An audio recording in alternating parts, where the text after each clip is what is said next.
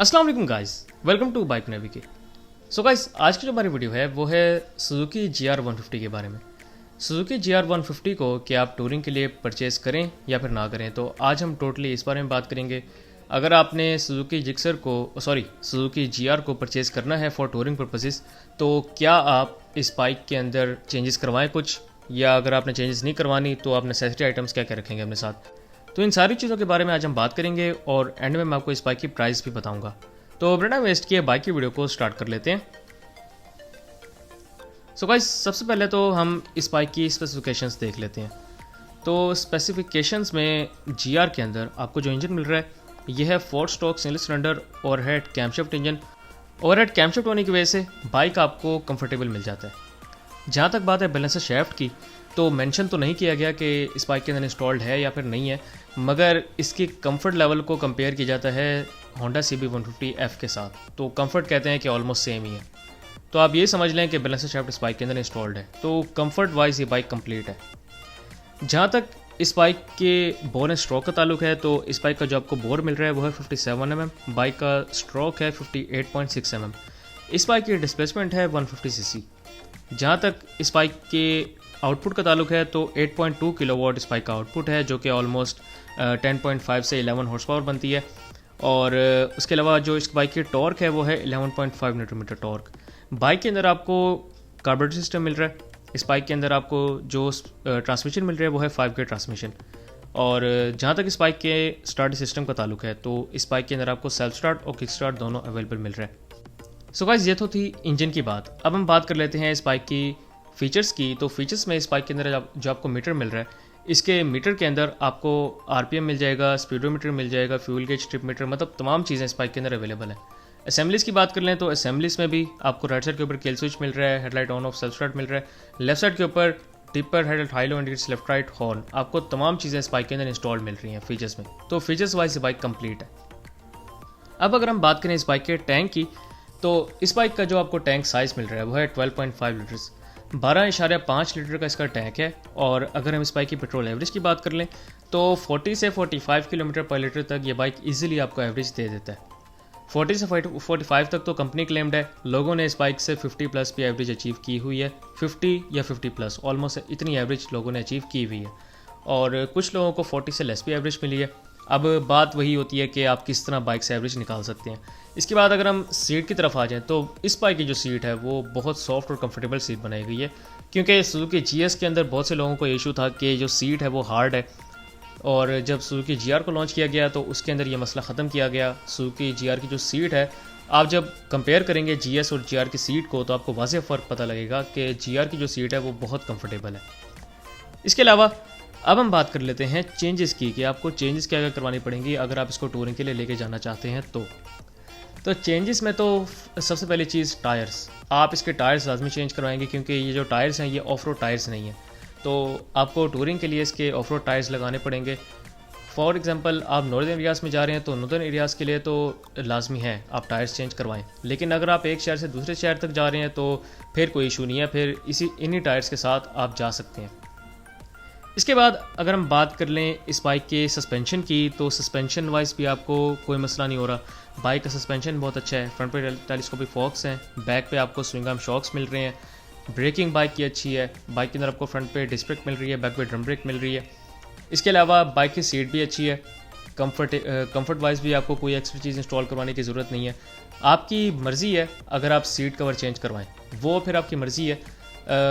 वरना मेरी अगर रिकमेंडेशन की बात करें, तो अगर आप नॉर्दर्न एरियाज़ वाली साइड पे जा रहे हैं तो लाजमी आप सीट कवर या जितना कंफर्ट को इंक्रीज़ कर सकते हैं तो करें, सीट कवर लाजमी आप चेंज करवा लें। लेकिन अगर आप एक शहर से दूसरे शहर तक जा रहे हैं तो फिर आपकी मर्ज़ी है, आप करवाएं या ना करवाएं। अगर आपका शौक़ है तो बेशक करवा लें। तो ये कुछ चेंजेस की आपको ज़रूरत पड़ने वाली है बस। और इसके अलावा अगर हम बात कर लें हेडलाइट की, तो हेडलाइट की जो थ्रो है वो भी बहुत अच्छी है, तो हेडलाइट का भी आपको इशू नहीं होने वाला। इसके बाद हम बात कर लेते हैं नेसेसरी आइटम्स की, जो कि आपको लेके जानी है साथ। अब अगर आपका टूर है एक शहर से दूसरे शहर तक, तो पंचर किट लाजमी नहीं है, लेकिन अगर नॉर्दर्न एरियाज़ तक है तो आप रखें पंचर किट अपने साथ, जो कि एक लाजमी चीज़ है। पावर बैंक अगर आप रखते हैं तो अच्छी बात है, वरना आप चार्जिंग सिस्टम अपने बाइक के अंदर इंस्टॉल करवा लें। अच्छा, चार्जिंग सिस्टम भी दो किस्म के होते हैं। एक तो सिर्फ आपको चार्जिंग पोर्ट मिल जाती है, दूसरा ये होता है कि आपको एक्स्ट्रा बटन भी उसके साथ इंस्टॉल मिल जाता है।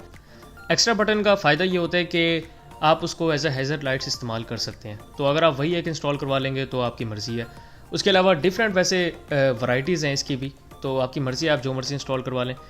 इसके अलावा बाइक के अंदर आपका मोबाइल होल्डर होना चाहिए, बेशक आप शहर से बाहर जा रहे हैं, बेशक आप नॉर्दर्न एरियाज़ में जा रहे हैं। अगर आपको लोकेशन का नहीं पता तो मोबाइल होल्डर, जब आपने मोबाइल से लोकेशन देख देख के जाना है तो मोबाइल होल्डर अपने पास लाजमी रखें। इसके अलावा फोर इंडिकेटर स्विच का आपका मसला वो हल हो गया। जब आप चार्जिंग सिस्टम लेंगे तो उसके साथ जब आपको एक्स्ट्रा बटन मिल जाएगा तो वही आपका हैज़र्ड लाइट्स का ऑप्शन हो गया। टूल किट आपने दोनों टाइम पे अपने साथ रखनी है। हेलमेट, ग्लव्स, सेफ्टी किट आपके पास होनी चाहिए और अच्छा हेलमेट होना चाहिए, अच्छे ग्लव्स होने चाहिए। सेफ्टी किट भी आप, अगर आप शहर से बाहर जा रहे हैं तो आपकी मर्ज़ी है, मैं रिकमेंड करूँगा कि आप पहन के जाएँ। अगर आप नॉर्दर्न एरियाज़ में जा रहे हैं तो लाजमी पहन के जाएँ।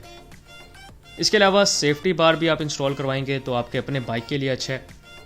अगर हम एक्स्ट्रा ऑयल की बात करें तो अगर आपका सफ़र नॉर्दर्न एरियाज़ तक है जो कि मोस्टली 1500-2000 किलोमीटर तक का होता है, तो आप एक्स्ट्रा ऑयल भी बाइक का अपने साथ रखें, क्योंकि ये जो 1000-1500 की बात मैंने बात की है, ये 1000-1500 किलोमीटर आपका वन टाइम होता है, आपने वापस भी आना है, तो ऑयल चेंज की फिर रास्ते में ज़रूरत पड़ जाती है। आप वहाँ से नॉर्दर्न एरियाज़ वाली साइड से ऑयल ना परचेज़ करें तो बेहतर है, अपना ऑयल लेके जाएंगे तो वो बेस्ट रह जाएगा। तो अपने साथ एक्स्ट्रा इंजन ऑयल भी रखें। अगर आप दूसरे शहर तक जा रहे हैं तो फिर तो कोई इशू नहीं है। अगर हम बात कर लें क्लच केबल्स की, तो क्लच केबल्स आप लाजमी रखें अपने साथ जब आप नॉर्दर्न एरियाज़ की तरफ जा रहे हैं। अगर आप दूसरे शहर की तरफ जा रहे हैं तो ज़रूरत नहीं है। अगर आप एक शहर से दूसरे शहर तक जा रहे हैं तो clutch cable, brake cable, clutch या फिर ब्रेक लीवर, ब्रेक स्प्रिंग्स, इन चीज़ों की ज़रूरत नहीं है अगर आप एक शहर से दूसरे शहर तक जा रहे हैं। लेकिन अगर आप जा रहे हैं नॉर्दर्न एरियाज़ की तरफ तो ये चीज़ें आप रखें, ये आपके लिए बेस्ट रह जाएंगी क्योंकि आपको वहाँ से पार्ट्स नहीं मिलते।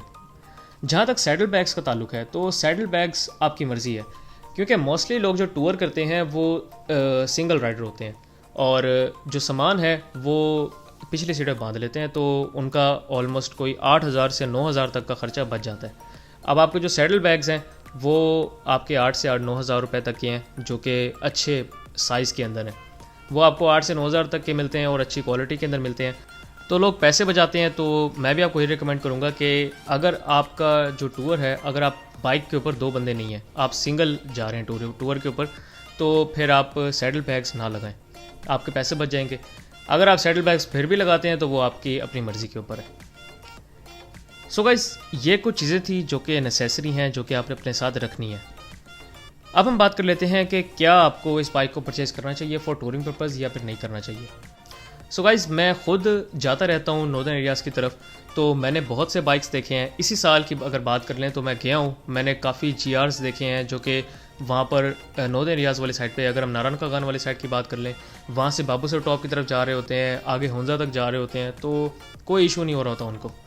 तो इस तरह की चढ़ाइयों के लिए GR को आप लेके जा सकते हैं। GR के अंदर आपको इशू नहीं होने वाला। सबसे बड़ी बात कि GR की लेंथ बहुत अच्छी है, लेंथ ज़्यादा होने की वजह से बाइक स्टेबल रहता है, बाइक की ग्राउंड क्लियरेंस ठीक है। इस बाइक के अंदर आपको जो कंफर्ट मिल रहा है वो बेस्ट है। तो मैं आपको ये रिकमेंड करूँगा कि बेशक आप नॉर्दर्न एरियाज़ की तरफ जाएं, बेशक आप जाएं शहर से बाहर, अगर आप इस बाइक को लेके जाना चाहते हैं तो नो डाउट इस बाइक को आप लेके जा सकते हैं। सो गाइस, ये थी मेरी आज की वीडियो। उम्मीद आपको वीडियो अच्छी लगी होगी। अगर आपको वीडियो अच्छी लगी हो तो मेरे वीडियो को लाइक करें, इस वीडियो को शेयर करें और मेरे चैनल को बाइक मैने को लाजमी सब्सक्राइब करें। Thank you very much. Allah हाफिज़।